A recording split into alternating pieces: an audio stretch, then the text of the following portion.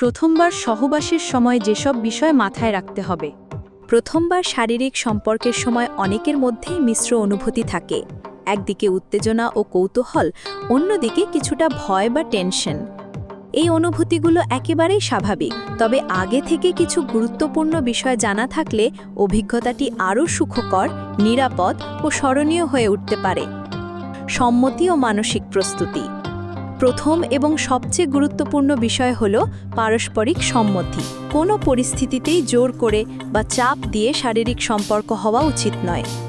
দুজনের মানসিক প্রস্তুতি, আস্থা ও স্বাচ্ছন্দ্য বোধ থাকা অত্যন্ত জরুরি। উভয়ের মধ্যে খোলামেলা কথা বলার পরিবেশ তৈরি হলে এই প্রস্তুতি সহজ হয়। উপযুক্ত পরিবেশ ও সময়। সহবাসের জন্য পরিবেশ যেন আরামদায়ক, নিরিবিলি ও নিরাপদ হয় তা নিশ্চিত করা দরকার। বাইরে থেকে কেউ যেন বিরক্ত না করে এমন জায়গা বেছে নেওয়া ভালো।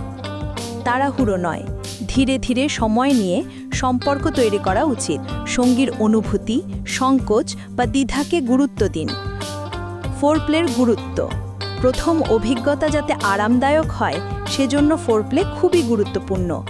এতে শরীর ধীরে ধীরে উত্তেজিত হয়, নার্ভ শান্ত হয় এবং যন্ত্রণার সম্ভাবনা অনেকাংশে কমে যায়। ফোরপ্লে সঙ্গীর সঙ্গে ঘনিষ্ঠতার এক সুন্দর উপায়ও। সুরক্ষা ব্যবস্থার ব্যবহার।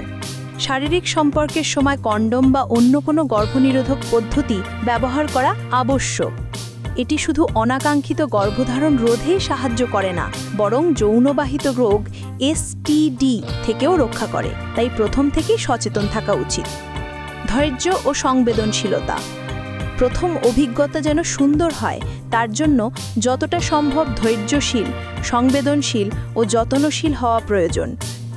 সঙ্গীর প্রতিক্রিয়া, স্বস্তি ও অনুভূতির প্রতি সদা সতর্ক থাকা উচিত। সম্পর্ক মানে শুধু শারীরিক নয়, এটি মানসিক ও আবেগেরও বিষয়। সুতরাং প্রথমবারের অভিজ্ঞতাটি যাতে ভালো হয় তার জন্য প্রয়োজন আত্মবিশ্বাস, সঠিক প্রস্তুতি, পারস্পরিক বোঝাপড়া ও ভালোবাসা। স্মরণীয় এবং ইতিবাচক অভিজ্ঞতার জন্য এই বিষয়গুলির দিকে অবশ্যই নজর দিন।